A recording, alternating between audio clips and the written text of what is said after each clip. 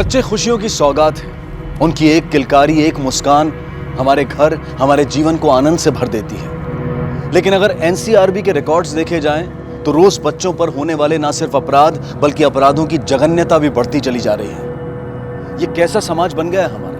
आज हम अपने बच्चों की सुरक्षा को लेकर बिल्कुल भी विश्वस्त नहीं है। ये तुम्हारा बेटा है? नहीं, ये मेरा भांजा है।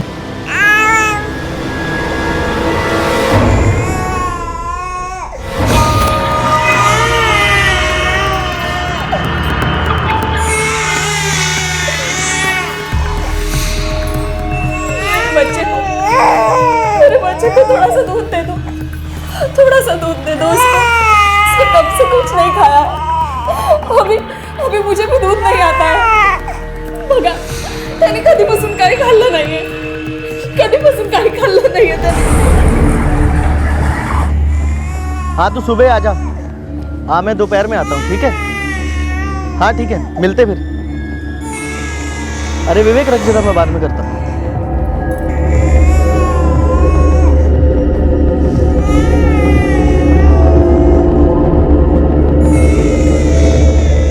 यार बच्चा कौन छोड़ के गया? ओ आए, किसके साथ हो आप? ओह अरे कितना प्यारा बच्चा, कौन छोड़ गया?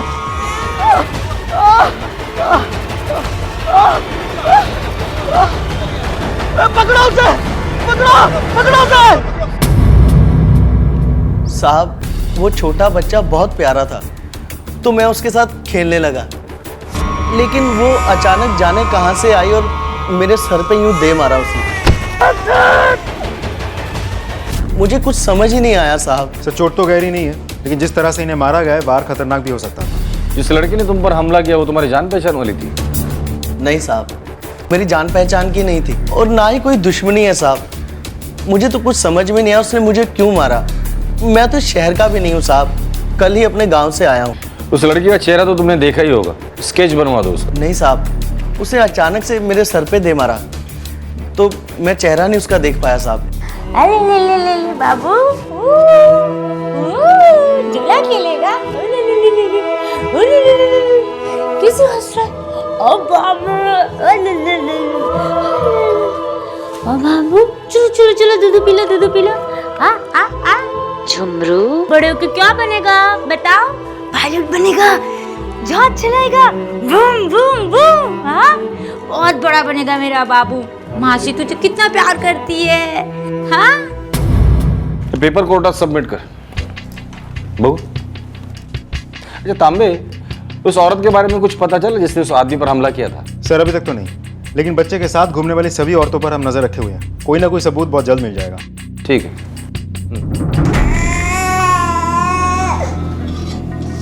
और चाय बना बाबू, चक्कर मटा।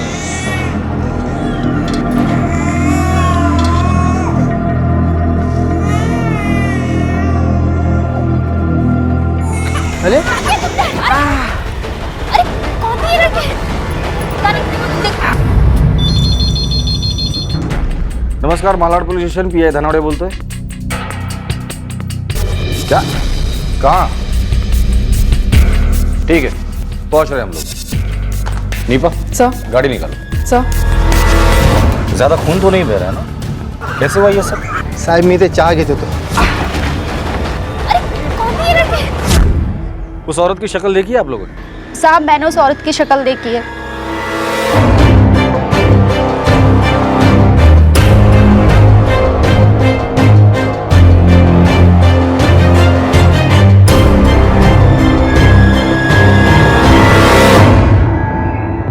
तुम पे हमला करने वाली यही औरत थी?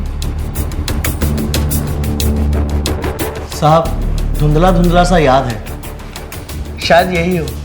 ठीक है, जाओ तुम। सर ये नोटिस करने वाली बात यह है कि दोनों बार उस औरत ने विक्टिम के सर पे वार किया। इस औरत ने सिर्फ हमला किया और भाग गई, और ये दोनों हमले दिन के उजाले में हुए, रात के अंधेरे में नहीं। लेकिन सर जो लोग बच्चे की मदद के लिए आ रहे थे वो औरत उन पर क्यों हमला कर रही थी? इसकी क्या वजह हो सकती है? यही तो पता लगाना है। उस औरत की इन लोगों से ना कोई दुश्मनी थी, ना कोई जान पहचान, फिर वो हमला क्यों कर रही है? हो सकता है कि उसका मानसिक संतुलन बिगड़ गया। लेकिन तांबे, अगर इस औरत का मानसिक संतुलन बिगड़ा हुआ है तो वो और लोगों पर भी हमला करेगी, जिससे लोगों में दहशत पैदा हो सकती है। वो किसी और पर हमला करे उसके पहले हमें उसे अरेस्ट करना होगा। इस औरत की फोटो हर पुलिस स्टेशन में सर्कुलेट कर दो और खबरियों को काम पर लगा दो। किसी भी हालत में इस औरत को अरेस्ट करना ही होगा। सर, क्या वाकई सावरी उस बच्चे की मासी थी जैसा कि वो दावा कर रही थी, या फिर सच कुछ और था? इधर पुलिस इस थ्योरी पर काम कर रही थी कि शायद सावरी का मानसिक संतुलन बिगड़ गया है, लेकिन ऐसा भी तो हो सकता है कि सावरी किसी डर की वजह से झुमरू की जिंदगी बचाने के लिए अनजान लोगों पर हमला कर रही थी। क्या वाकई कोई खतरा झुमरू की जिंदगी पर मंडरा रहा था? और अगर ये सच है तो कहीं ऐसा तो नहीं कि झुमरू की जान बचाने के लिए सावरी खुद किसी की जान ले बैठे?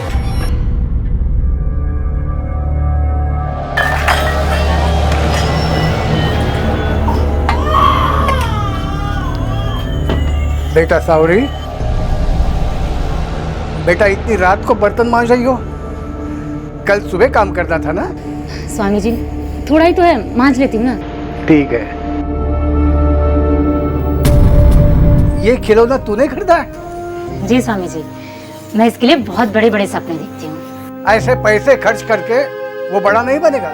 अच्छे संस्कार और उचित शिक्षा प्राप्त करके ही वो बड़ा बनेगा और अच्छा इंसान भी बनेगा।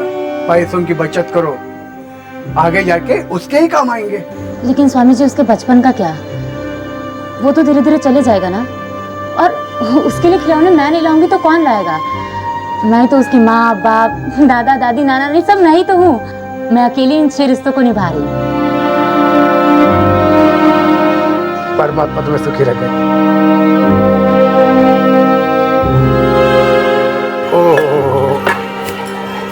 बेटा रोते नहीं बेटा, मैं कर लेता हूँ, मैं लेता हूँ बेटा।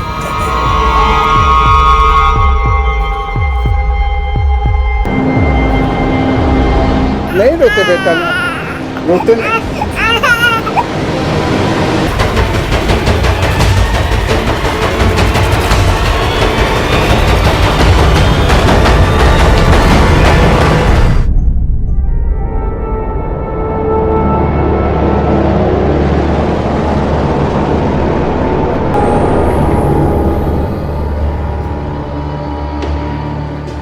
कहाँ जा रही हो?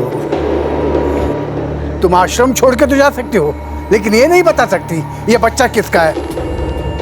ये बच्चा तूने चुराया है। नहीं स्वामी जी, नहीं, मैं इस बच्चे की कसम खा के कहती हूँ, मैंने इसे नहीं चुराया।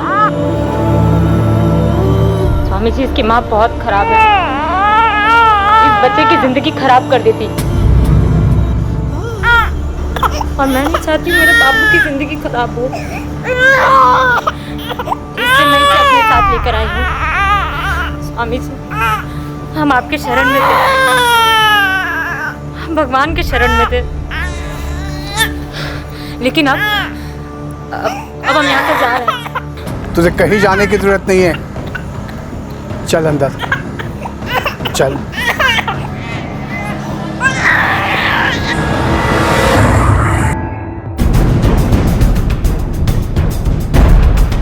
सर, अभी अभी खबरों से पता चला है कि लोगों पे हमला करने वाले उस लड़की को एमजी रोड के पास एक धर्मशाला में देखी गई। उन लोगों का ये भी कहना है कि उसी धर्मशाला में रहती है वो। पक्का ये वही लड़की है? Yes sir.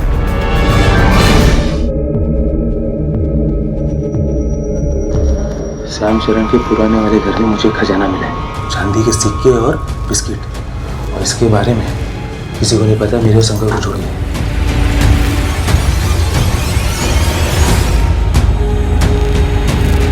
सावरी मां ना होते हुए भी झुमरू के उज्जवल भविष्य की ना सिर्फ कामना कर रही थी, बल्कि हर खतरे का भी सामना कर रही थी। आज उसे खजाने की जानकारी मिली है। क्या करेगी वो?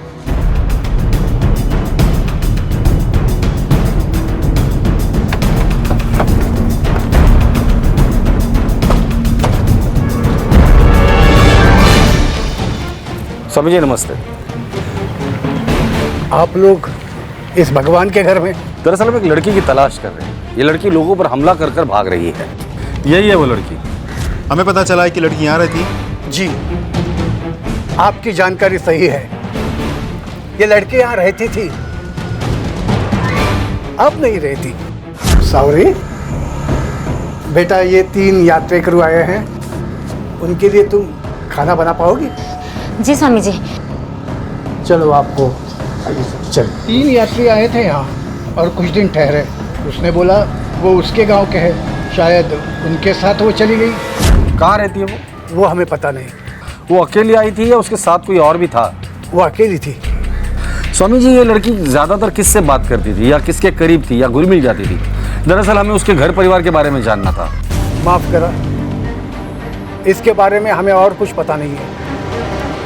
आश्रम के लोगों से पूछताछ करो। चलो।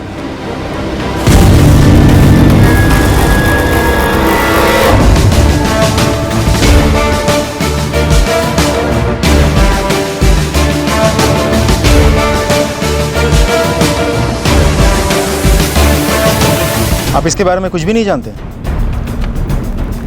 स्वामी जी इस लड़की को अपनी बेटी की तरह मानते थे, पर कभी किसी से इस लड़की के घर परिवार के बारे में पूछा नहीं। कभी इसकी बातों से कुछ पता चला? ये कहाँ से आई थी, कहाँ चली गई?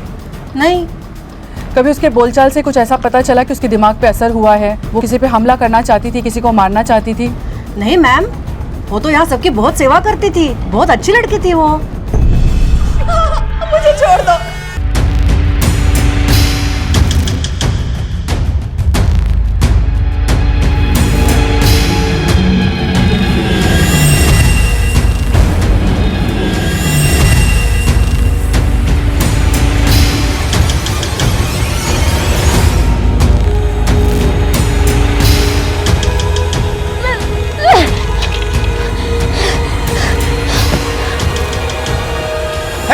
क्या कर दूं?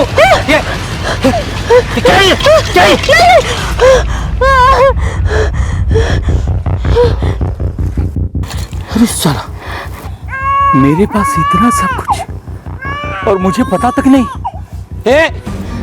तू क्या कर रही था? चोरी? नहीं सर, चोरी नहीं कर रही हूँ, मुझे माफ कर दीजिए। ये मेरी पहली और आखिरी भूल है। सर, मेरे बच्चे को देखिए ना, इसके उज्जवल भविष्य के लिए ले रही हूँ ये सब। इसके बाद ये कभी नहीं करूँगी। आप भी देखो, इसमें कितने सारे हैं, मैंने कोई नहीं लिए, सिर्फ मुझे इतने चाहिए। मुझे थोड़ा सा दे दीजिए। मेरे को एड़ा समझती है क्या? नहीं सर, देखो, धक्का वक्का मत मारो। और देखो, अगर आपने मुझे इसमें से नहीं दिया ना, तो मैं जाके साताने में सब कुछ बता दूंगी। और ये ना आपका होगा ना मेरा होगा। फिर आपका ये सारा धन ना सरकार के पास जब्त हो जाएगा। बोलो, देते हो कि नहीं? ठीक है। ये सब तुझे कैसे पता चला?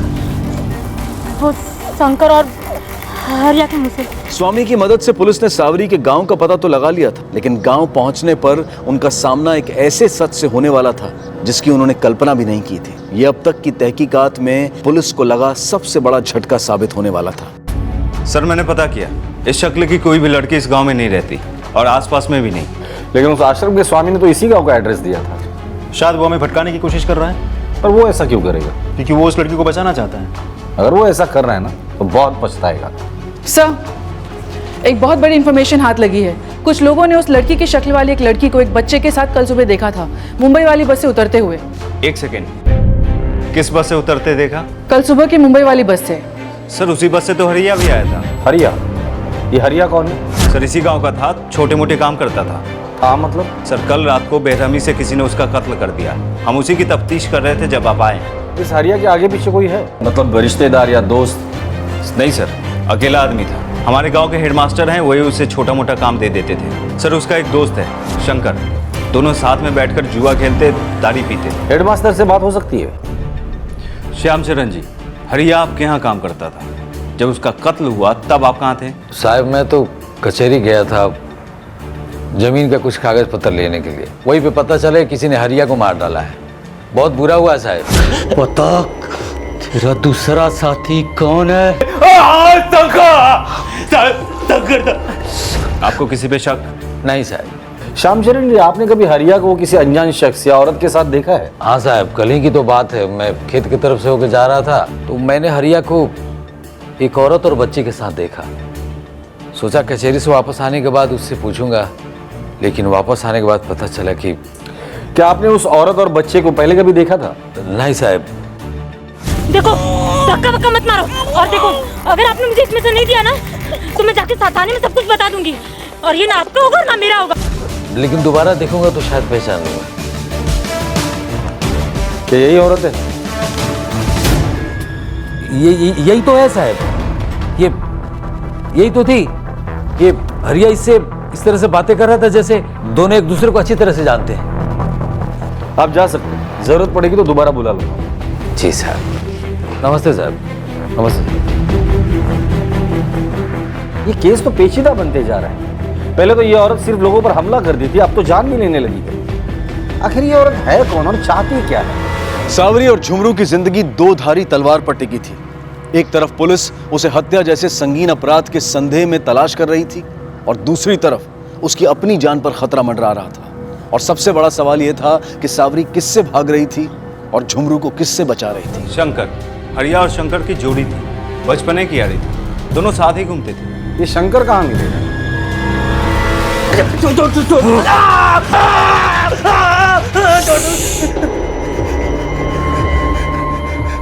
गुप्त धन के बारे में और किस किस को बताया रे? नहीं साहब, किसी को नहीं बताया। ये बात सिर्फ मुझे हरिया ने बताई थी। हरिया ने बताया? तुम दोनों ने मेरी दौलत को बर्बाद करना शुरू कर दिया रे। ऐसा क्यों? माफ कर दो साहब, अब नहीं होगा साहब, अब नहीं होगा साहब, माफ कर दो साहब, अब नहीं होगा, माफ कर दो साहब। तुझे माफ कर देता हूँ, करने भी नहीं दूंगा।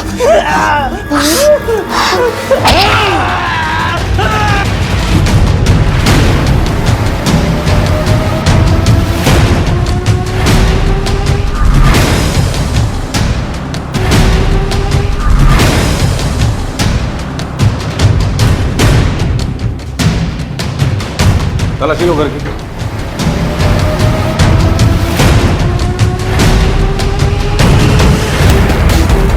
चेक करो। और फिर गला काट दिया इसका।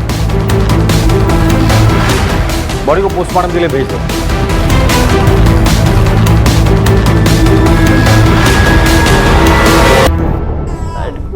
मडगोळ सोन्याचं कडगोळ रुपयाचा राजा तान्या बाळा बाळा गोळ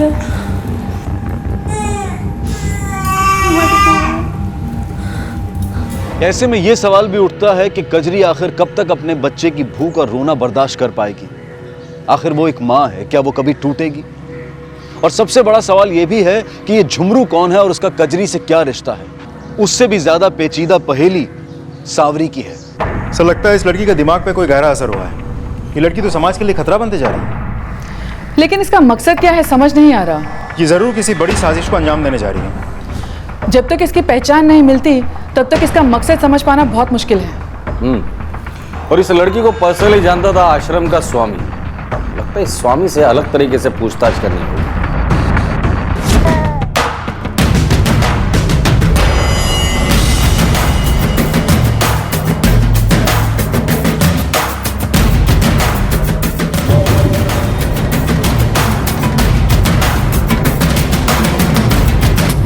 स्वामी जी, हम आपका सम्मान करते हैं और उम्मीद करता हूं कि इस देश के जिम्मेदार नागरिक के होने के नाते आप इस देश के कानून का भी सम्मान करते होंगे। अभी तक आपने इतने लोगों की मदद की है, इस बार कानून की मदद कर दीजिए। देखिए, जिस लड़की की हम तलाश कर रहे हैं वो बेमतलब लोगों पे हमला करती है, तो उसके साथ बातचीत करके, उसके बोलचाल से, हाव भाव से कभी लगा कि उसका मानसिक संतुलन बिगड़ गया है? नहीं, करीज नहीं। उसके बारे में कुछ तो पता होगा आपको? नहीं, उसकी कहानी तो मैं नहीं जानता, पर वो एक अच्छी लड़की थी, नेक और समझदार। मैं तो उसे अपनी बेटी की तरह समझता था। ये तुम्हारा बेटा है? ये मेरा भांजा है झुमरू। अगर वो औरत उस बच्चे की मौसी है तो उसकी माँ कौन है और कहाँ है? मुझे पता नहीं। पुलिस की हर मुमकिन तहकीकात और खोजबीन के बावजूद अब तक ये नहीं पता चल पा रहा था कि सावरी और झुमरू जिंदा भी हैं या फिर मारे गए हैं। सावरी और झुमरू की जिंदगी पर मंडरा रहा खतरा भी अब तक एक रहस्य बना हुआ था। और ऐसे में एक ऐसी घटना घटी जिसने इस केस को और इस केस से जुड़ी जांच को एक सही दिशा प्रदान की।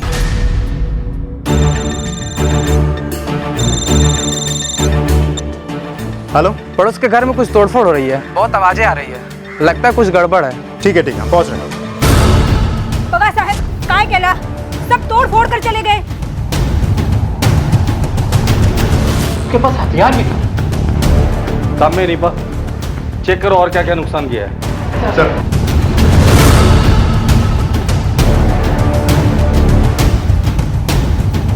सुजीत, ये चेयर लिखो। उन्होंने आपके घर पे ये तोड़फोड़ क्यों की? पता नहीं साहब वो क्या चाहते थे, वो न तो कुछ लूटे न छीने, बस वो आए और तोड़फोड़ करके चले गए, लेकिन वो किसी झुमरू को ढूंढ रहे थे। झुमरू? ये झुमरू कौन है? माइत नहीं साहब, हम किसी झुमरू को नहीं जानते। जिन लोगों ने आपके घर पर हमला किया, आप लोगों ने उन्हें पहले कभी देखा था या आप लोग पहचानते उन्हें? नहीं साहब।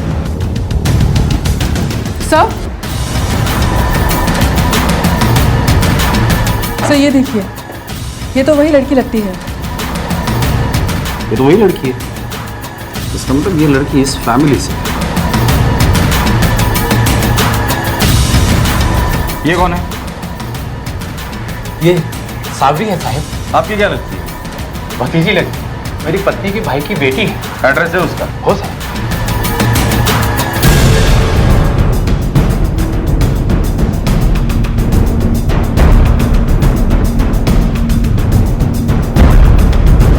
क्या सावरी आपकी बेटी है? हाँ, हमारी बेटी है सर।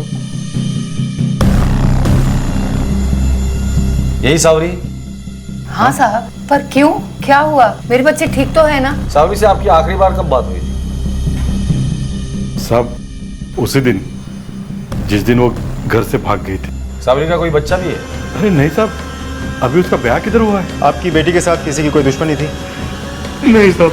ये ऐसा तो नहीं आपकी बेटी के साथ किसी का चक्कर चल रहा था? शायद उसके साथ वो भाग गई हो, या फिर कोई करीबी दोस्त है, रिश्तेदार, कोई आदमी या औरत जिसके घर को जा सकती हो। सावरी का अपनी बड़ी दीदी कजरी से बहुत लगाव था। ये कजरी रहती कहाँ है?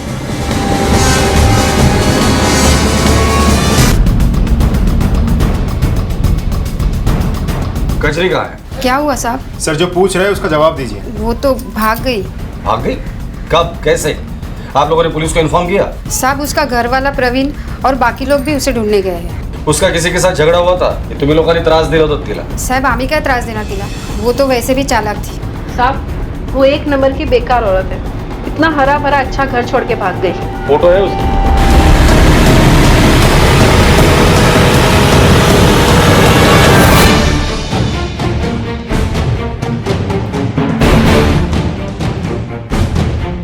हाँ मैडम, ये तो कजरी है, बाजू में रहती है। इसका और उसके पति प्रवीण दोनों में रिश्ता कैसा था? सब रिश्ता तो अच्छा था, कभी कोई झगड़ा नहीं था। पर वैसे मुझे कजरी तो बहुत अच्छी औरत लगती थी। ऐसे में उसका गायब होना कुछ हजम नहीं होता था। सर उस घर पर मिली औरतों के सिवाय सभी का यही कहना है कि कजरी अच्छी औरत थी। सर अगर वो इतनी अच्छी औरत थी तो घर से भागी क्यों? करेक्ट। हो सकता है कि उसे घर से भगा दिया गया हो या गायब किया हो, या ये कजरी के घर वाले हमसे झूठ बोल रहे हैं। सर आसपास के लोगों ने बताया कि प्रवीण और कजरी के बीच सब कुछ सही चल रहा था, दोनों एक दूसरे से प्यार करते थे, तो अचानक क्या हो गया? चलो कजरी नहीं दिखाई दी, लेकिन उसका बच्चा कम से कम वो तो दिखाई देना चाहिए था, प्रवीण के साथ या घर की औरतों के साथ। और जैसे ही वो गायब हुई, घर के सारे मर्द एक साथ उसे ढूंढने के लिए निकल गए। कुछ तो झोल है। सर हो सकता है कि वो लोग ही उसे कहीं ले गए हों। कुछ बातें समझ में नहीं आ रही है, लेकिन सावरी ने बताया था कि वो बच्चा उसका नहीं है, वो मौसी है और उसकी बहन है कजरी। कजरी के पास खुद का बच्चा था, तो सावरी किसके बच्चे के साथ घूम रही थी? कजरी के घर वाले कुछ तो गड़बड़ है। नीपा, कजरी के घर का सर्च वारंट निकलवाओ। सर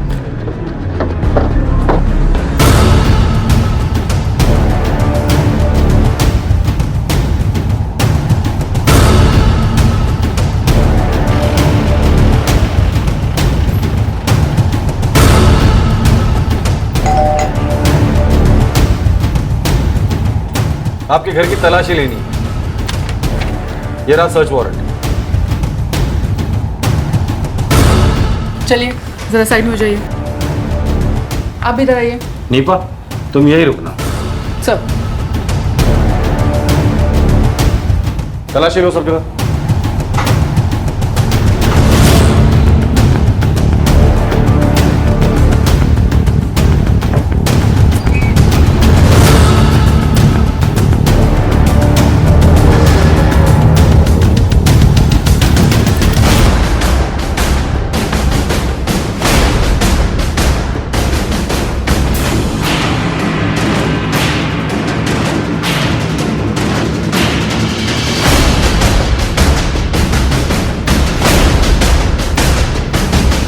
तांबे। सर। तांबे, ये मिट्टी उस मिट्टी से अलग है। लगता है ये गड्ढा अभी भी खोदा हुआ है। खुदवाओ इसे। सर।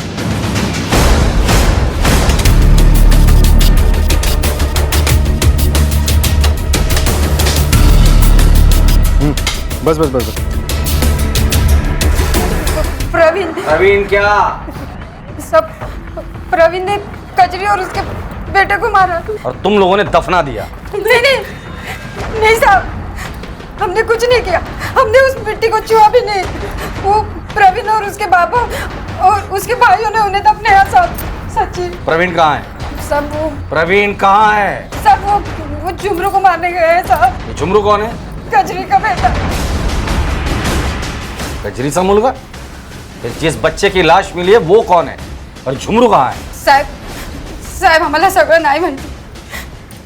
वो तो प्रवीण ने बोला था कि कजरी से पता करे कि झुमरू कहाँ है। सच्ची साहब, साहब हमें इतना ही मालूम है साहब। नीपा, प्रवीण के साथ जितने भी लोग हैं सबके नंबर ले लो इनसे, और नंबर लेने के बाद इन्हें भी अरेस्ट कर लेना। सर।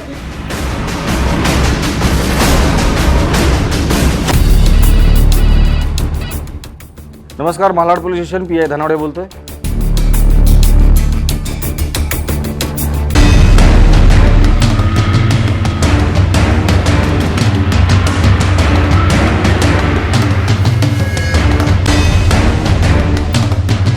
इंस्पेक्टर साहब इस तरफ चलिए, बाजू हटो, हटिए। बाजू हटो। बाजू हटिए। इंस्पेक्टर साहब। नहीं रोते, नहीं रोते, हाँ नहीं रोते, हाँ रोते नहीं, रोते नहीं, रोते नहीं। ओ शांत हो जाओ। ये क्या है? बच्चे के मुंह पर काली पोती गई है।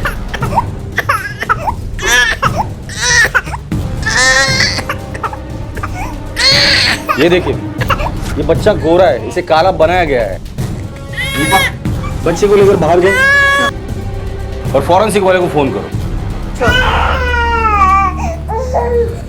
स्वामी जी, बता सकते हैं आप कि इस बच्चे को काला क्यों बनाया गया था? मुझे पता नहीं साहब। इस मर्डर के बारे में आपको कब और कैसे पता चला? अभी पता चला। सर, बाहर सभी को इकट्ठा करके पूछताछ कर लिया। पिछले आधे घंटे में ना अंदर से कोई बाहर गया, ना बाहर से अंदर आया, सिवाय पुलिस के। तांबे, क्या लगता है? दरवाजा चेक करो, दरवाजे पे कोई फोर्स एंट्री है या नहीं। सब।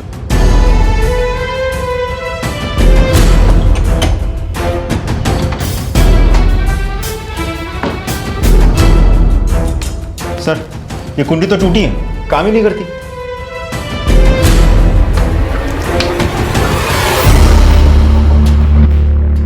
इस आश्रम की सभी कुंडियां ऐसी है क्या? ये धर्मशाला है, लोगों के दान धर्म पे तो चलता है। आपका ये आश्रम खुलता कितने बजे और बंद कितने बजे होता है? रात को 12 बजे मैं ताला लगा देता हूँ और सुबह 4 बजे खोल देता हूँ साहब। ठीक है।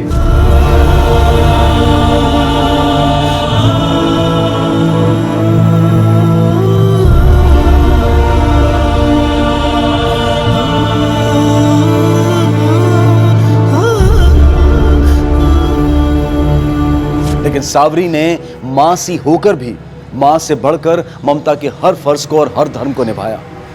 लेकिन आज सब कुछ खत्म हो चुका है। उसकी हत्या हो चुकी थी। झुमरू के सर पर रखा सावरी की ममता का आंचल अब खुद सावरी का कफन बन गया था। किसने छीना था झुमरू के सर पर से सावरी की ममता को?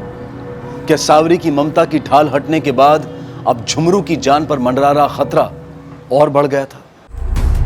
सर, शंकर और हरिया के कॉल डिटेल्स दोनों जमाल के टच में थे। जमाल, वो सड़क छाप गुंडा? Yes sir. वो तो चोरी का सामान बेचने का काम करता है। ये शंकर और हरिया का उसके साथ क्या काम होगा? सर, हो सकता है शंकर और हरिया भी इस धंधे में हाथ पैर जमा रहे हैं। उठाकर लेकर आओ इस जमाल को। सर।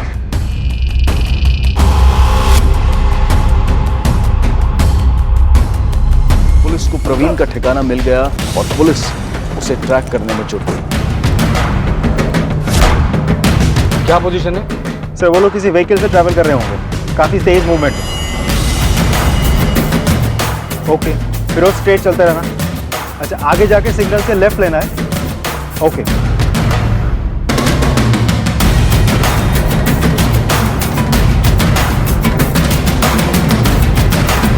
सर, वो लोग सरकारी अनाथालय की तरफ जा रहे हैं। फिरोज, जल्दी लो।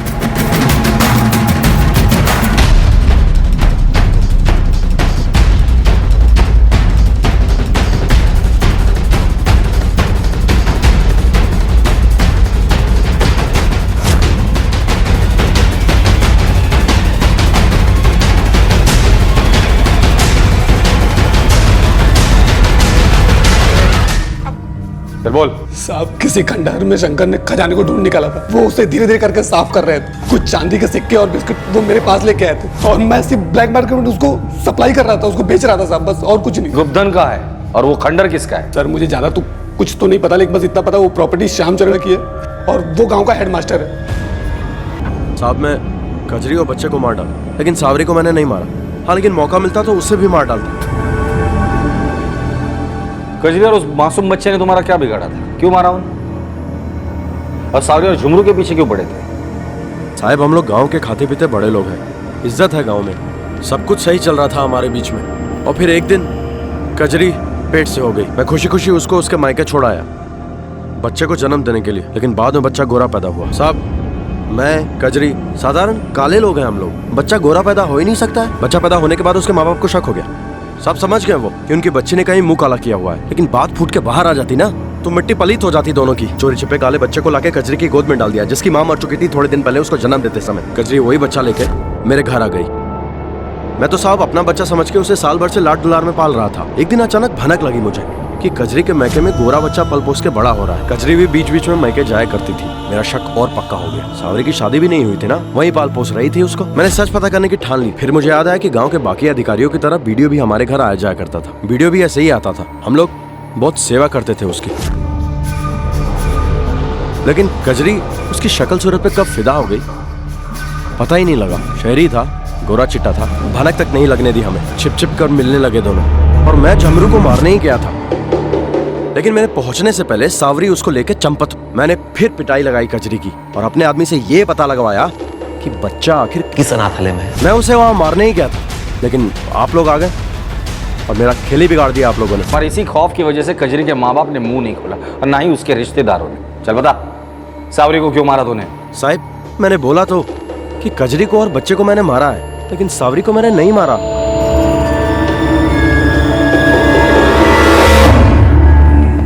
साहब मैंने कुछ नहीं किया, मैं गांव के स्कूल का एक इज्जतदार हेडमास्टर हूँ। आप जैसे बहुत से इज्जतदार लोग मेरे लॉकअप में आए हैं, उनका सम्मान मैंने कैसे किया पता है आपको? और इज्जत चाहिए? हाँ? बोल बोल बोल, फटाफट बोलो। हरिया और शंकर, सावरी को मैं नहीं मारा। क्यों मारा? साहब मेरे को पता चला कि एक बाल बच्चे वाली लड़की मेरी पुरानी हवेली के बारे में पूछताछ कर रही है। जिज्ञासा के चलते मैं उसके पीछे गया और देखा कि पहले। अब हेडमास्टर, कई बच्चों को आपने सिखाया होगा कि लालच बुरी चीज होती है। जो सीख आपने बच्चों को दी थी ना, वो खुद सीखनी चाहिए थी, शर्म आनी चाहिए थी। खजाने के लालच में 3 लोगों को मारा है। अब जेल में बैठकर अपने खजाने की हिफाजत कर।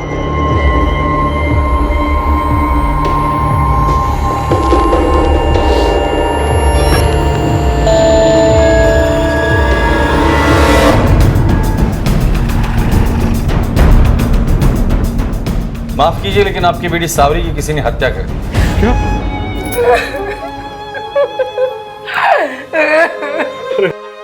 इस केस और इस केस से जुड़ी कहानी से ज्यादा दुखद और क्या हो सकता है, जहां एक के बाद एक 5 जाने गईं और जिनमें से एक इतना छोटा और मासूम था जो ये जान ही नहीं पाया कि उसके साथ ऐसा क्यों हुआ। वहीं झुमरू पहले अपनी मां से अलग हुआ, फिर मासी से, और अब वो एक अनाथालय की शरण में है। जरा सोचिए कि बच्चों पर हो रहे अत्याचार और अपराधों को रोकना क्या सिर्फ पुलिस और कानून की जिम्मेदारी है, या फिर हम सब की और हमारे समाज की भी उतनी ही, या फिर उससे बड़ी जिम्मेदारी है। याद रखिए, अगर हमें अपने बच्चों, अपने समाज और देश के भविष्य को सुरक्षित रखना है तो हमें अपने आसपास हो रही हर घटना, हर व्यक्ति को पैनी नजर से परखना होगा और हर गलत कार्य को रोकने की जिम्मेदारी लेनी होगी। देखते हैं हमारे आज के एपिसोड की दूसरी कहानी। नमस्कार, आदाब। क्राइम पेट्रोल के बाल सुरक्षा सप्ताह में आप सबका स्वागत है। और जैसा कि दस्तूर है, आप सब ने भी बच्चों को आज बाल दिवस की शुभकामनाएं दी होंगी। पर सवाल यह है कि क्या आजकल के माहौल में हमारे बच्चों के साथ सब कुछ शुभ हो रहा है? हमारे आसपास का वातावरण आपराधिक प्रदूषण से तो लिप्त है ही, लेकिन आजकल दिल्ली और एनसीआर की हवा में भी इतना प्रदूषण है कि हफ्ते भर के लिए स्कूल बंद कर दिए गए हैं। ये सावधानी शायद संपन्न परिवार के बच्चों के लिए सही साबित हो सकती है, लेकिन गली चौराहों और सड़कों पर जीने वाले बच्चों का क्या?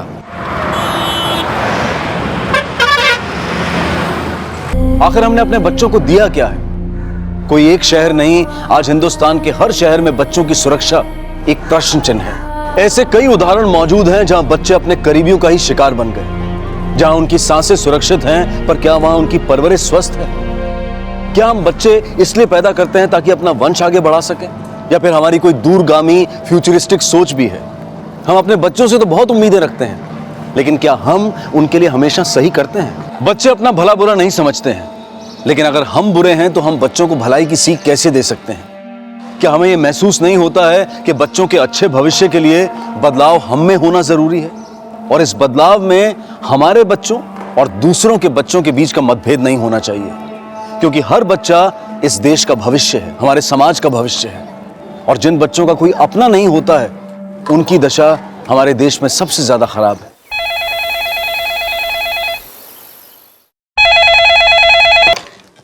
हेलो,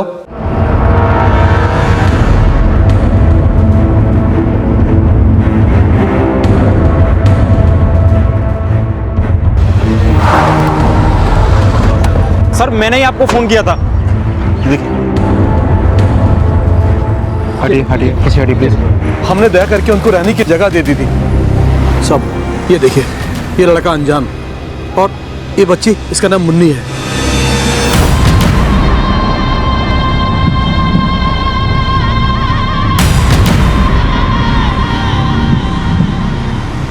बेटा ये आपके चेहरे पे और कपड़े पे खून कैसे लगा? और ये अनजान कहाँ है?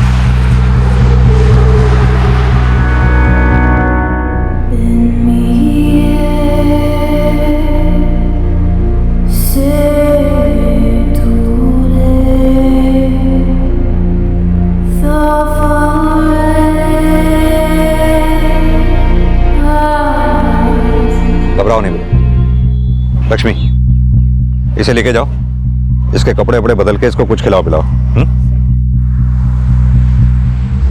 राजीव, ढाबे के आसपास अच्छी तरह से पूछताछ करो, शायद हमें उस आदमी के बारे में कुछ पता चले जिसकी कल रात हमें लाश मिली थी। उस ढाबे के मालिक को भी थाने बुलाओ, हो सकता है इस बच्ची से सच पता लगाने में उससे कोई मदद मिले। Okay sir.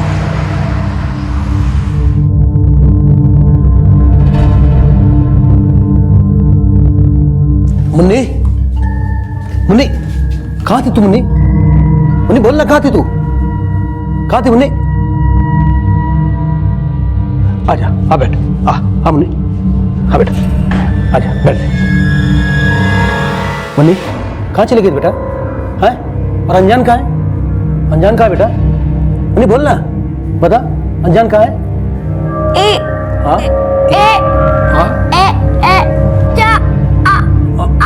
हाँ? ये क्या कहना चाह रही है? सब ये बच्चे ठीक से बोल नहीं पाते, पर हम कोशिश करते हैं सब। हाँ मुन्नी, कल रात को क्या हुआ था बेटा? बोल।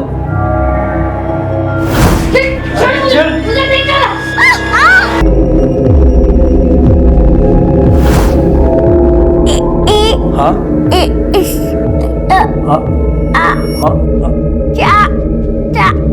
हाँ, चाचा, इंस्पेक्टर चाचा। ये इंस्पेक्टर चाचा कौन है? किसके बारे में बात कर रही है? सब बच्ची बोल रही है कि अनजान को इंस्पेक्टर चाचा अपने साथ लेकर गया है।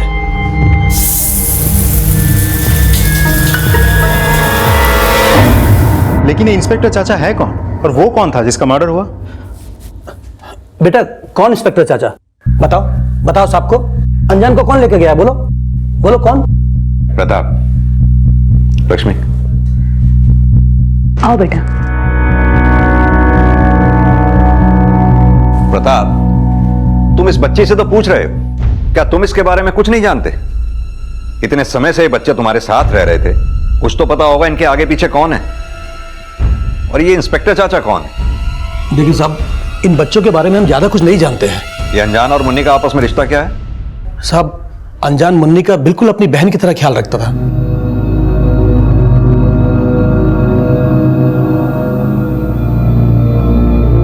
और कब से रह रहे थे ये वहां? करीब 1.5 साल हो गए साहब। पहले अनजान अकेले रहता था, फिर साल भर पहले वो मुन्नी को भी ले आया। इससे ज्यादा इन बच्चों के बारे में कुछ नहीं जानते साहब। हमने तो तरस खा के इनको अपने ढाबे के पास रहने के लिए जगह दे दी थी। तो सुनो, इस आदमी को पहचानते हो? सर इसको तो मैंने कभी नहीं देखा। और ये दो बच्चे? साहब ये दोनों बच्चे तो प्रताप के इस ढाबे पे काम करते हैं।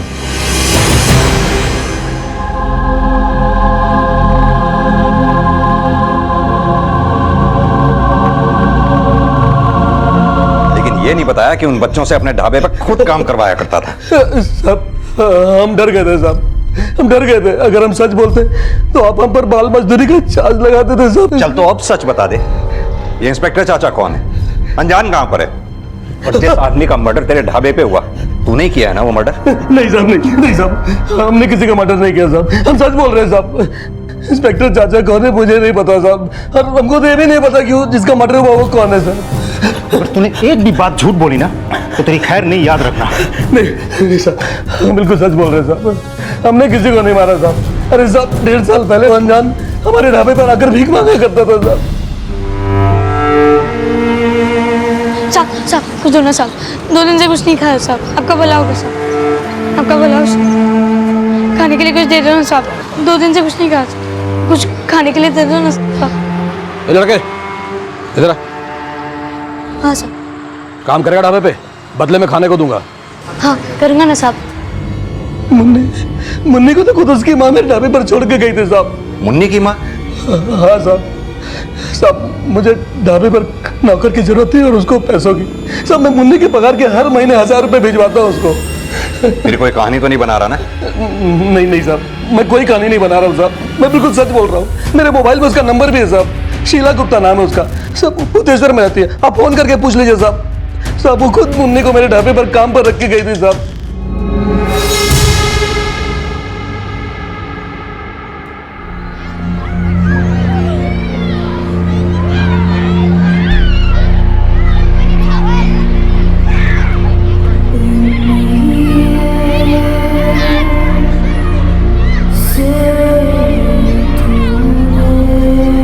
मुन्नी चलो बेटा नहाने चलो।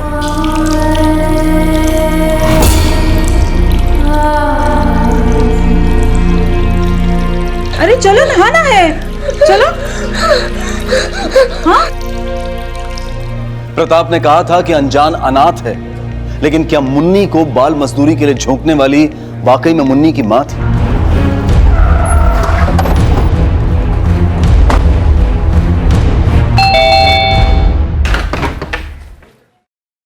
शीला गुप्ता?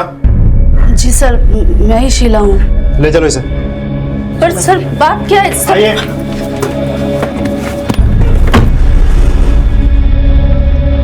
हाँ साहब, मैंने ही मुन्नी को प्रताप के पास काम पे लगवाया था। पर साहब मुन्नी मेरी बेटी नहीं है। तुम्हारी बेटी नहीं है तो फिर उसे लेके कहां से आई थी तुम, जो उसे बाल मजदूरी में झोंक दिया? साहब करीब 1 साल पहले मैं अपने मायके गई थी, वही रोड पे वो मुझे मिली थी। कोई आदमी उसको जानबूझकर वहाँ छोड़ गया था। मैं आ रहा हूँ ना, 2 मिनट में आ रहा हूँ, आपके लिए चॉकलेट लेके आ रहा हूँ, ठीक है? रुक!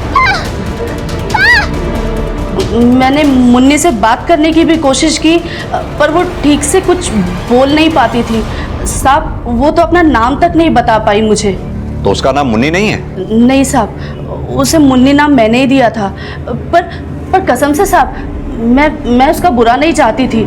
मैंने अजय ढाबा पे भी उसे काम पे सिर्फ इसलिए लगवाया था ताकि वो 2 वक्त की रोटी खा सके और मुझे भी कुछ पैसा मिल सके। तो उसको बाल मजदूरी में झोंक के उसका भला कर रही थी?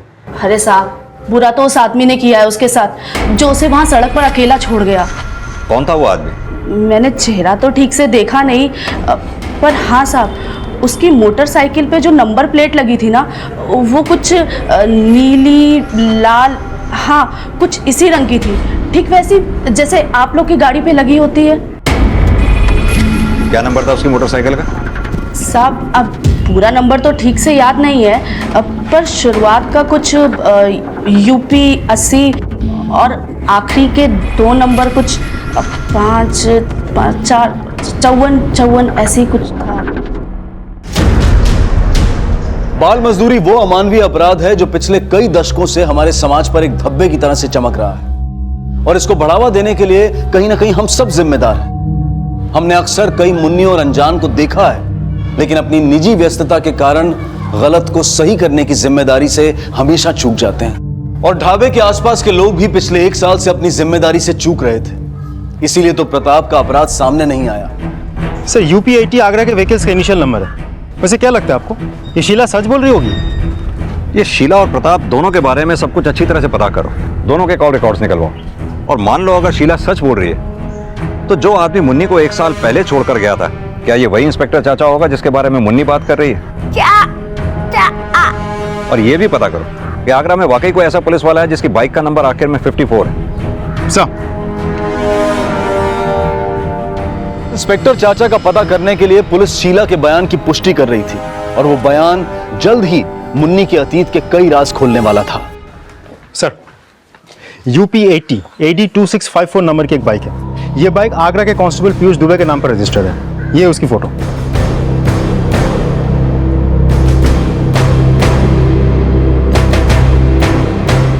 मुन्नी बेटा, देखो इस फोटो को ध्यान से, क्या यही तुम्हारे इंस्पेक्टर चाचा हैं?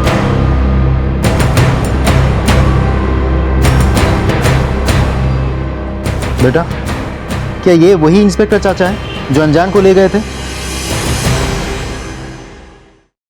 सर, मुन्नी तो कुछ बोल ही नहीं रही है। कहीं ये शीला हमसे झूठ तो नहीं बोल रही है? नहीं राजीव, ये मुन्नी पीयूष दुबे को पहचानती तो है। देखा नहीं कैसे पीयूष की फोटो देखकर वो सोच में पड़ गई थी। इस पीयूष से भी मिलना पड़ेगा। सर,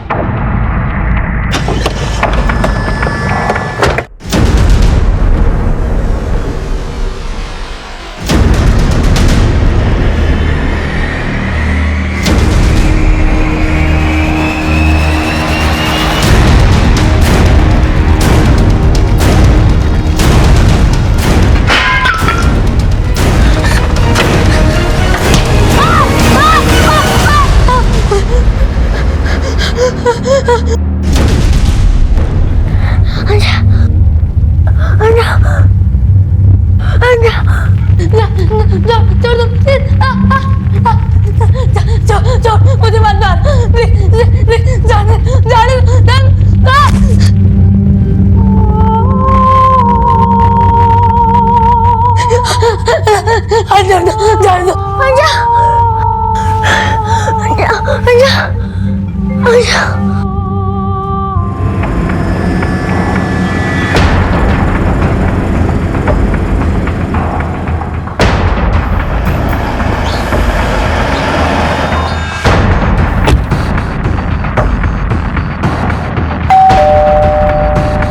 मैं देखती हूँ।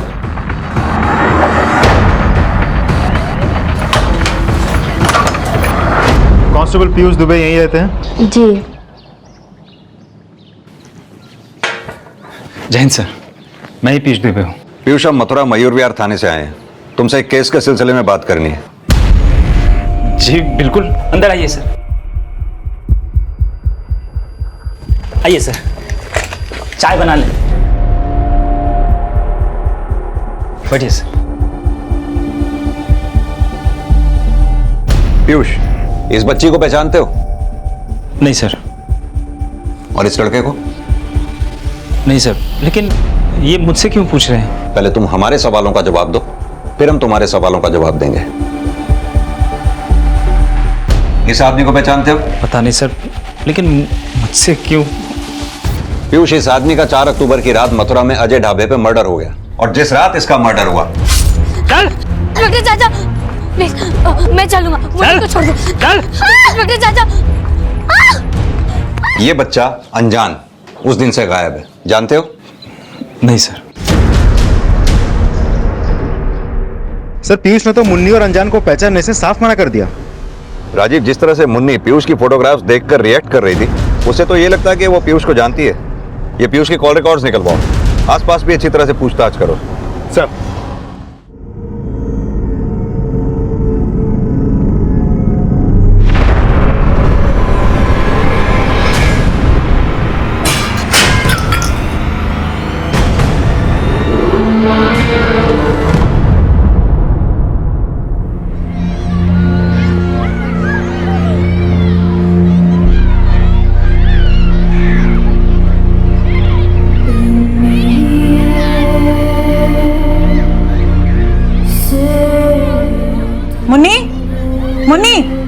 क्यों नहीं खाया? अरे ये क्या कर रही हो?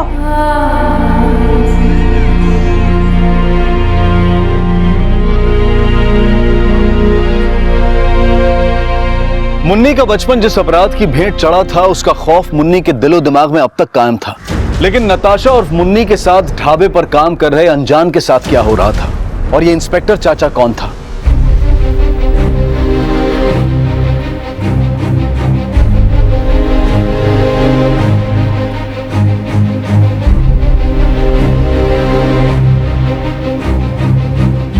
साहब, इस लड़के को तो कभी देखा नहीं, पर हाँ, ये नताशा जैसी दिखती है। नताशा? जी। नताशा कौन? बोलो राजीव। सर, कांस्टेबल पीयूष दुबे के पड़ोसियों ने मुन्नी को आइडेंटिफाई कर लिया। मुन्नी का असली नाम है नताशा दुबे। नताशा दुबे? यस सर, वो पीयूष की बेटी है। सगी तो नहीं है, अडॉप्टेड है। सब उस दिन मैं घबरा गया था, इसलिए आप लोगों से झूठ बोला। तेरा झूठ तो सामने आ गया, अब अपना क्राइम भी एक्सेप्ट कर ले। सर, ना ही मैं इस लड़के को जानता हूँ, ना ही इस आदमी को, लेकिन हाँ, 4 साल पहले मैंने और मेरी वाइफ ने एक एनजीओ से नताशा को अडॉप्ट किया था।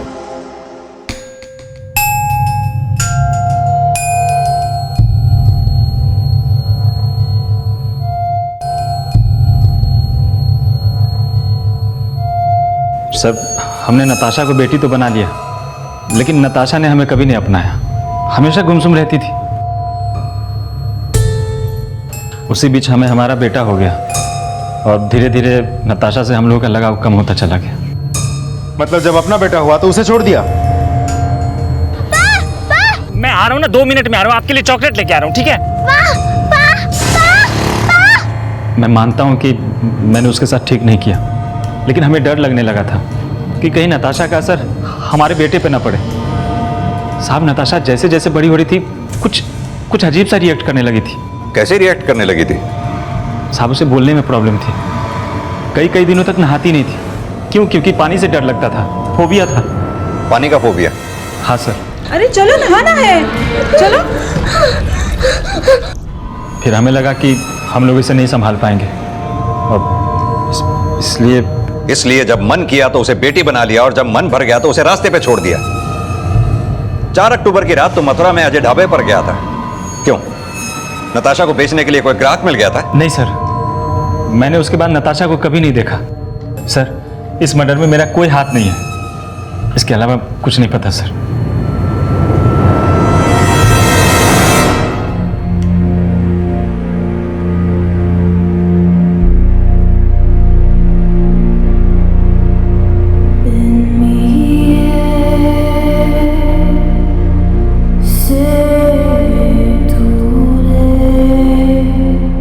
Excuse me sir. हाँ राजीव। सर, मैंने चेक किया है, पीयूष का अनजान से या उस आदमी से कोई कनेक्शन नहीं है जिसका मर्डर हुआ है। सर, वैसे भी नताशा पीयूष की बेटी है, वो उसे इंस्पेक्टर चाचा क्यों बुलाएगी? लेकिन राजीव, इतना तो तय है, उस रात अजय के ढाबे पे कोई ना कोई इंस्पेक्टर चाचा तो था जो अनजान को लेकर गया, और जिसे नताशा ने विटनेस भी किया। रही बात अब इस पीयूष दुबे की, इसने पहले भी हमसे सच छुपाया है। हो सकता है ये पीयूष अनजान के बारे में भी जानता हो, और उस आदमी के बारे में भी जिसका मर्डर अजय के ढाबे पे हुआ था। इस केस में पीयूष दुबे एक ऐसा अपराधी बनकर सामने आया जिसने 4 साल पहले नताशा और मुन्नी को पिता का नाम तो दिया, लेकिन उसे वो भविष्य नहीं दे पाया जिससे नताशा जैसे बच्चे अक्सर वंचित रह जाते हैं। ऐसे बच्चों का भला तभी हो पाता है जब उनको अपना बनाने से ज्यादा उन्हें अपनापन दिया जाए। पीयूष ने नताशा के साथ रिश्ता जोड़कर भी उसे एक ऐसे मझदार में छोड़ दिया जहां सिर्फ और सिर्फ उसका शोषण हुआ। लेकिन नताशा और मुन्नी के साथ ढाबे पर काम कर रहे अनजान के साथ क्या हो रहा था, इन सवालों के जवाब ढूंढने के लिए पुलिस ने उस एनजीओ में जाने का फैसला किया जहां 4 साल पहले तक नताशा उर्फ मुन्नी रह रही थी। जी हाँ, पीयूष ने नताशा को हमारे एनजीओ से ही अडॉप्ट किया था। तो नताशा जब आपके एनजीओ में थी तब भी उसका नाम नताशा ही था? जी नहीं, ये नाम हमने उसे दिया था। दरअसल 5 साल पहले नताशा को एक चाइल्ड ट्रैफिकिंग गैंग से रेस्क्यू किया गया था, और वो ठीक से बोल नहीं पाती थी, तो अपने बारे में कुछ बता नहीं पाई। ये फोटो देखिए कि इस लड़के को भी रेस्क्यू ऑपरेशन से लाया गया था। जी नहीं। ये नताशा को कौन से गैंग से रेस्क्यू किया गया था? फिरोजाबाद की कोई बूबा बेगम थी। इंस्पेक्टर शशिधर ने नताशा और दूसरे बच्चों को उसके हाथ से छुड़वाया था। इंस्पेक्टर शशिधर? जी हाँ, इंस्पेक्टर शशिधर ने नताशा के साथ 5-6 बच्चों को हमारे एनजीओ में ही रखवाया था। पीयूष से हम नताशा के बारे में फ़ोन पर पूछा करते थे, पर हमें ज़रा भी अंदाज़ा नहीं था कि एक पुलिस वाला होने के बावजूद भी उसने नताशा के साथ इतना बुरा किया। इससे तो अच्छा होता कि इंस्पेक्टर शशिधर यदि सिंगल नहीं होते तो वो नताशा को अडॉप्ट कर लेते। तो आप कहना चाहते हैं इंस्पेक्टर शशिधर नताशा को गोद लेना चाहते थे? जी हाँ, वो अक्सर मिलने आया करते थे और नताशा से उन्हें काफ़ी अटैचमेंट हो गया था। उनकी वाइफ गुजर गई थी और एज पर रूल कोई सिंगल मेल किसी फीमेल को अडॉप्ट नहीं कर सकता। इंस्पेक्टर शशिधर हमेशा कहते थे यदि उनकी पत्नी जीवित होती तो नताशा को अपने साथ ही ले जाते। ये इंस्पेक्टर शशिधर हैं कौन से थाने में? फिरोजाबाद थाने में।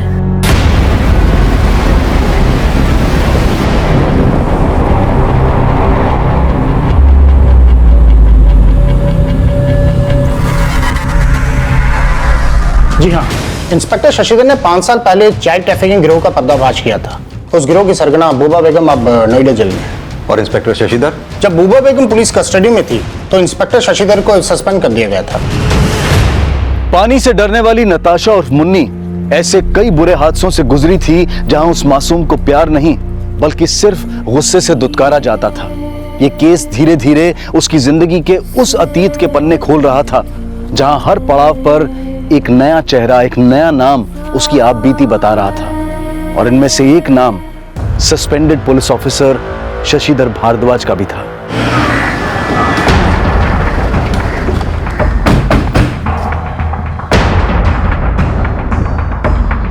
क्या नताशा के साथ इतना सब कुछ हो गया?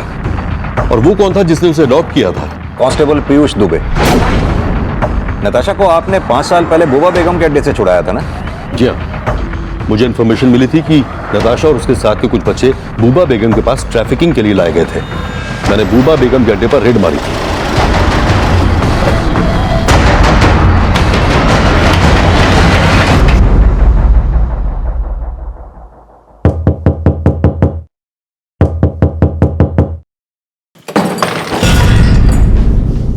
पकड़ो इन्हें। नताशा और उसके साथ के बच्चों को नशीली दवाएं देकर रखा जाता था। बच्चों के बारे में हमने अखबार में इश्तहार भी दिया था। कुछ बच्चों के पेरेंट्स आए और उन्हें लेकर चले गए, लेकिन नताशा को लेने के लिए कोई नहीं आया। लेकिन आपको नहीं लगता कि आपकी वजह से इंफॉर्मेशन बाहर नहीं आई? आप कहना क्या चाहते हैं? यही कि वो बच्चे कहां से लाए गए थे इसके बारे में बूबा बेगम का राइट हैंड जाकिर ही जानता था और वो आपकी कस्टडी में मारा गया।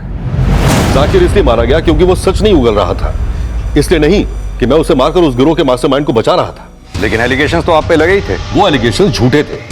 अगर मुझे सस्पेंड न किया गया होता ना तो मैं बूबा बेगम से भी सच उगलवा लेता। लेकिन बूबा बेगम को तो जेल हो गई थी। लेकिन नताशा के पेरेंट्स तो नहीं मिले ना, और जिसने उसे अडॉप्ट किया उसने उसे उसी हाल में छोड़ दिया जिस हाल से मैंने उसे निकाला था। लगता है आप नताशा को लेकर कुछ ज्यादा जज्बाती हैं। अच्छा ये बताइए, 4 अक्टूबर को आप कहाँ थे? 4 अक्टूबर? लेकिन ये आप मुझसे क्यों पूछ रहे हैं? क्योंकि 4 अक्टूबर की रात मथुरा में अजय ढाबे पे इस आदमी का मर्डर हुआ था। कहीं वो आप ही तो नहीं है? आप मुझ पर शक कर रहे हैं? जी हाँ।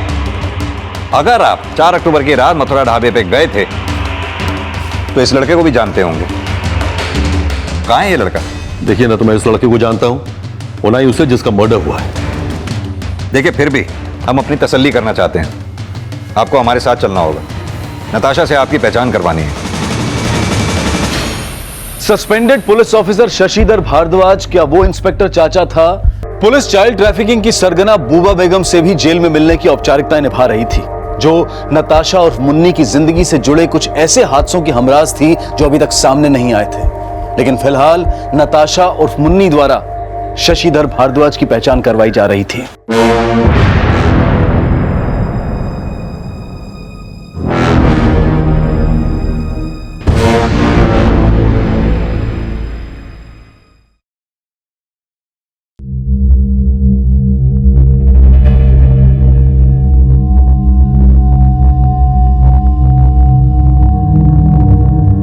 नताशा, कितनी बड़ी हो गई तू बेटा, कितनी बड़ी हो गई है तू।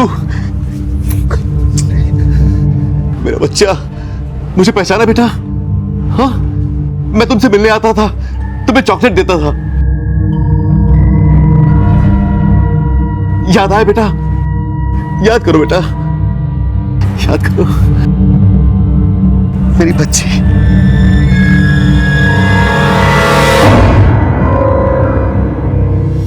मुन्नी ने शशिधर को इंस्पेक्टर चाचा कह के तो आइडेंटिफाई नहीं किया, लेकिन इतना जरूर है कि मुन्नी शशिधर को पहचानती है। शशिधर के अलावा ऐसा कौन होगा जिसे मुन्नी इंस्पेक्टर चाचा कह के बुलाए? लेकिन सर मैंने शशिधर के कॉल रिकॉर्ड्स चेक किए, 4 अक्टूबर को उसकी मोबाइल की लोकेशन मथुरा की नहीं थी। सर जब हमें नोएडा जेल में बूबा बेगम से मिलने की परमिशन मांगी तो पता चला 1 महीने पहले उसे पेरोल पे छोड़ दिया गया और उसके बाद से वो अंडरग्राउंड है। सर नोएडा पुलिस उसे ढूंढ रही है। चाइल्ड ट्रैफिकिंग की एक्यूज बूबा बेगम अंडरग्राउंड थी और उसके गायब होने की यह थ्योरी भी बनाई जा रही थी कि कहीं उसका कनेक्शन जिसमें अनजान गायब था। आखिर उस रात मर्डर किसका हुआ था और ये इंस्पेक्टर चाचा कौन था? ये सवाल अब भी वैसे के वैसे बने हुए थे और मथुरा पुलिस नोएडा पुलिस के साथ मिलकर बूबा बेगम तक पहुंचने की लीड तलाश रही थी। और तभी suspended police officer Shashidhar Bharadwaj एक सूचना के साथ मथुरा पुलिस से मिलने पहुंचे। बूबा बहुत ही पहुंची हुई चीज है। भले ही वो खुद जेल में थी, लेकिन उसका फैलाया हुआ चाइल्ड ट्रैफिकिंग का नेक्सस एक्टिव था। ये बूबा कहां होगी? इसका कोई हिंट? मेरे पुराने खबरियों ने बताया है कि बूबा दिल्ली के यमुना बाजार में है।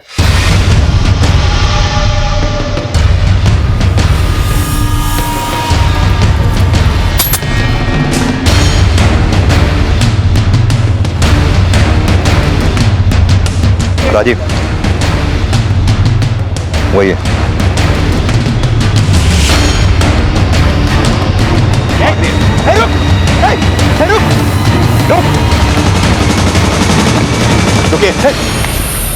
लेके चलो। हम कोनो क्राइम व्राइम करके नहीं भाग रहे थे साहब, हम तो इसलिए भाग रहे थे ताकि फिर से जेल ना जाना पड़े। तो तू नहीं बताएगी ये कौन है? हम नहीं जानते ये कौन है। नताशा को तो जानती है, इसे कहां से उठाया था? ये शायद हमारी आखिरी लौट थी साहब। इसको हम नहीं, इसको हमारा आदमी जाकिर उठाया था। लेकिन जाकिर ने तो इंस्पेक्टर शशिधर को कुछ नहीं बताया था। इसमें हम क्या कर सकते हैं साहब, हम नहीं जानते इस बारे में। ये अनजान तेरा आदमी इस बच्ची के साथ इस लड़के को भी उठाने आया था ना? साहब हमने कहा ना, हमने कुछ नहीं किया। चल बोल। साहब हमने कहा ना, हमें जितना पता था बता दिया आपको, हमें कुछ नहीं पता।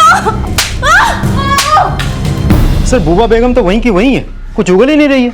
ये बूबा बेगम के नोएडा जेल से पैरोल पर निकलने के बाद वो कहां थी, क्या कर रही थी, सारी एक्टिविटीज पता करो। सर इंस्पेक्टर शशिधर आपसे मिलना चाहते हैं। चलो। मुझे ये तो नहीं पता कि बूबा अनजान या फिर उस आदमी के बारे में क्या जानती है जिसका मर्डर हो गया, लेकिन मैं अभी श्योर हूं बूबा ये जरूर जानती है कि 5 साल पहले उसने नताशा को कहां से उठाया था। बस आप मुझे एक बार उससे मिलवा दीजिए, मैं उससे सब उगलवा लूंगा। देख बूबा, तू तो अब सारी जिंदगी इस जेल में सड़ने वाली है, कम से कम उस बच्ची की जिंदगी तो सवार दे। बता मुझे किसने और कहां से उठाया था नताशा को, बोल। साहब उसको जाकिर नहीं उठाया था। अगर जाकिर ने उठाया होता तो उसका जनाजा उठने की नौबत ना आती, वो पहले ही सब कुछ उगल देता। लेकिन अब तू बता, सच बताएगी या फिर तेरा भी मैं वही हाल करूं जो जाकिर का किया था? साहब मैंने अगर बता दिया ना नताशा को किसने उठाया था तो मेरा जनाजा तो ऐसे ही उठ जाएगा। इसका मतलब तू जानती है, बोल किसने उठाया नताशा को? लेकिन मैं उसका नाम नहीं बता सकती, बहुत डेंजर आदमी है। ऐसा कौन है जो तेरे लिए डेंजर है? चल बता, किसने उठाया नताशा को, बोल।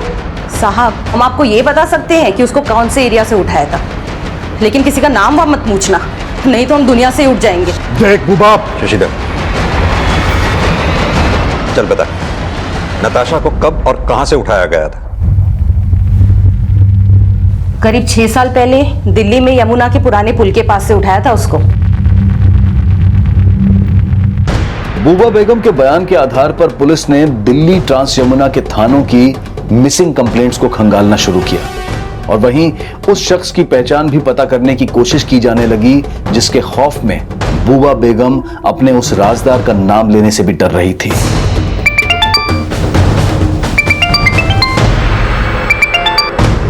आशीष बोलो। सर 6 साल पहले दिल्ली के शकरपुर पुलिस स्टेशन में बबली नाम के लड़की की मिसिंग कंप्लेंट फाइल हुई थी। कंप्लेंट उसके माँ बाप ने की थी, लेकिन लड़की का अभी तो कुछ पता नहीं चला। और 6 साल पहले उसके माँ बाप ने जो फोटो दी थी वो नताशा की उस वक्त की फोटो से मैच करती है जब वो एनजीओ में थी। इसके पेरेंट्स हैं कहां पर? सर शकरपुर में ही रहते हैं। हाँ राजीव बोलो। सर बूबा बेगम का दामाद है, नाम है फिरोज।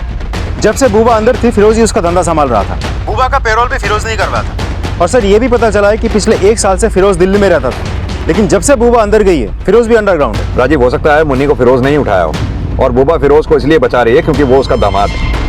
पता करो कि ये फिरोज है कहाँ पर इस वक्त। जैसे ही मिले इसे थाने लेकर आओ।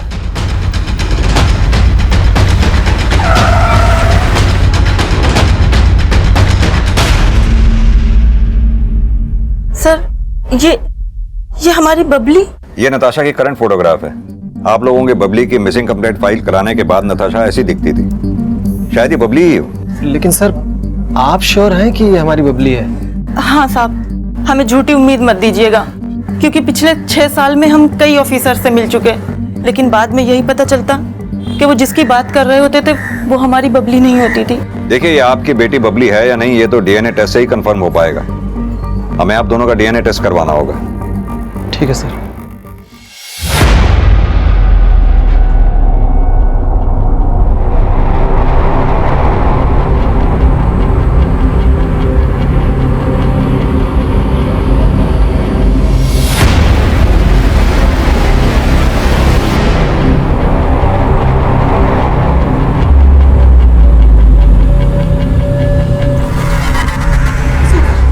क्या रे फिरोज, तेरी सास तो बहुत डरती है तेरे से। ऐसा क्या खौफ पैदा कर रखा तूने उस पे? साहब डरता तो मैं उससे हूँ। जब से उसकी बेटी के साथ मेरी शादी हुई मेरी तो पूरी जिंदगी खराब हो गई साहब। साहब, अपनी बेटी का घर बचाने के लिए हम 6 साल से जेल में सड़ रहे हैं और वो कमीना इतनी आसानी से पकड़ में आ गया। मतलब 6 साल पहले फिरोज ने नताशा को उठाया था? हाँ साहब, लेकिन मैं किसी अनजान को नहीं जानता और ना ही कभी मैं मथुरा गया, ना ही किसी का मर्डर किया साहब। हाँ आशीष। सर, कोसी पुलिस से अंजन के बारे में एक इन्फॉर्मेशन मिली है। कोसी पुलिस ने अंजन को एक फार्म हाउस से छुड़वाया था, जहाँ पे उसे हाउस अरेस्ट करके रखा गया था। House arrest? हाँ सर।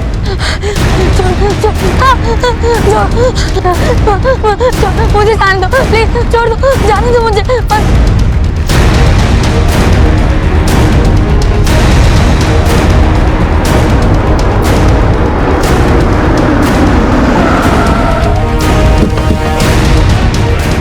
साहब मैंने जो आपको फोन किया था ना, इधर है सब, इधर है सारे केस।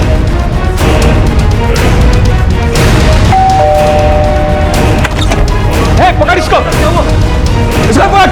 अरे तो इधर में, अरे क्या हुआ क्या? अरे साहब अंदर किधर है? अरे क्या हुआ क्या बेटा? क्या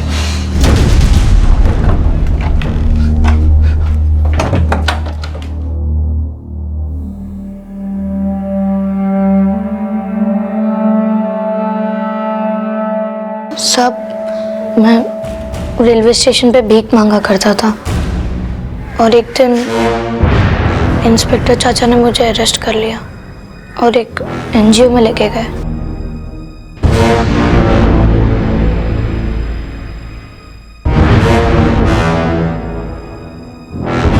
तो तुम कांस्टेबल गोविंद को इंस्पेक्टर चाचा कह के बुलाते हो, जो तुम्हें एनजीओ में लेके गया था? हाँ साहब, लेकिन वो एनजीओ वाले मुझे फिरंगी लोगों के पास भेजते थे और वो मेरे साथ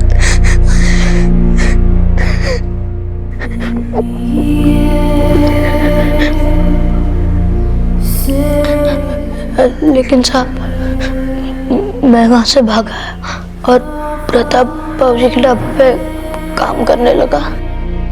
वहां मेरी दोस्ती मुन्नी से हुई। मुन्नी बहुत अच्छी है साहब,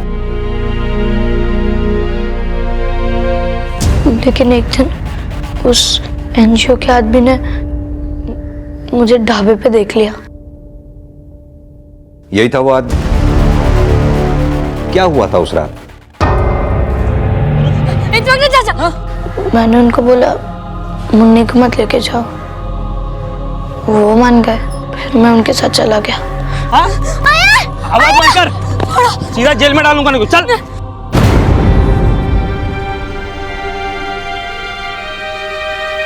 आंकड़े बताते हैं कि भारत में हर आधे घंटे में एक बच्चे का शारीरिक शोषण होता है और अनजान भी ऐसे ही अपराध का विक्टिम था, जो उन संस्थाओं की भूमिका पर भी सवाल उठाता है जहां दिखावा तो बच्चों की भलाई करने का किया जाता है, लेकिन असलियत कुछ और ही होती है। 4 अक्टूबर की रात को ढाबे पर हुआ मर्डर अपने फैसले की कगार पर था, लेकिन नताशा और मुन्नी क्या वाकई में मोहित और माया की बेटी बबली थी।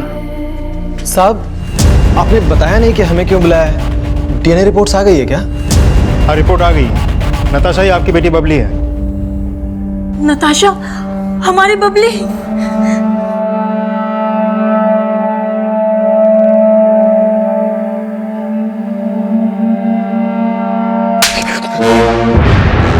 जानते हो उस आदमी को? इसी आदमी ने बबली को बूबा के अड्डे पे छोड़ा था। हाँ तो उसे मारिए ना साहब, हमें क्यों मार रहे हैं? माना कि इसने बबली को बेचने की कोशिश की थी, लेकिन इसने बबली को बचाया भी था, जबकि तुमने बबली को जान से मारने की कोशिश की थी।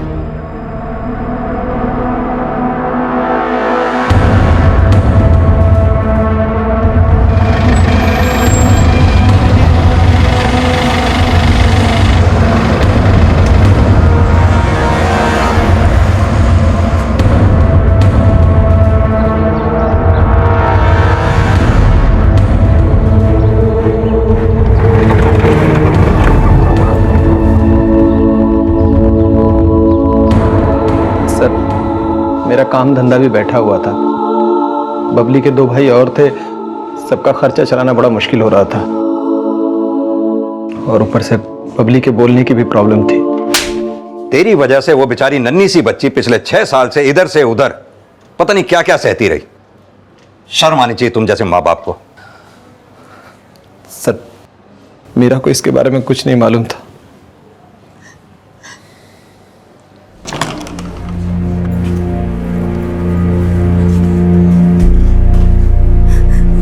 बबली,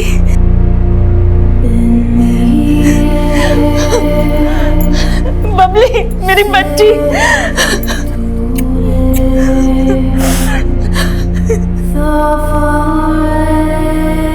अपनापन ऐसा एहसास है जो हमें गैरों से भी मिल सकता है, लेकिन अगर हमारे अपने ही हमारे अपनेपन से वंचित रह जाएं, तो नजदीकियां भी हमें अपनों से दूर कर देती हैं। कुछ हिंसक जानवर ऐसे होते हैं जो पैदा होते ही अपने बच्चों को खा जाते हैं, लेकिन इंसान वो तो लिंग भेद करके भ्रूण हत्या तक कर देता है।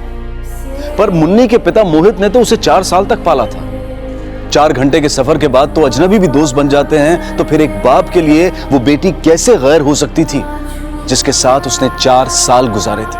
बच्चे हमारे परिवार, समाज और देश की धरोहर हैं। इनकी सुरक्षा, शिक्षण, पालन पोषण की जिम्मेदारी हम सबकी है। अगर हम अपने अपने हिस्से की जिम्मेदारी ईमानदारी से निभाएं तो तस्वीर बदल सकती है। इसी विचार के साथ अब मैं अनूप सोनी आपसे विदा लेता हूं। फिर मुलाकात होगी अगले एपिसोड में एक और चौंका देने वाले केस के साथ। तब तक अपना और अपने परिवार का ख्याल रखें और देखते रहें क्राइम पेट्रोल डायल 100। सवा के को सीख हम सब। जय हिंद। इस तरह के और भी एपिसोड देखने के लिए हमारे चैनल को सब्सक्राइब करें और बेल आइकन दबाना ना भूलें।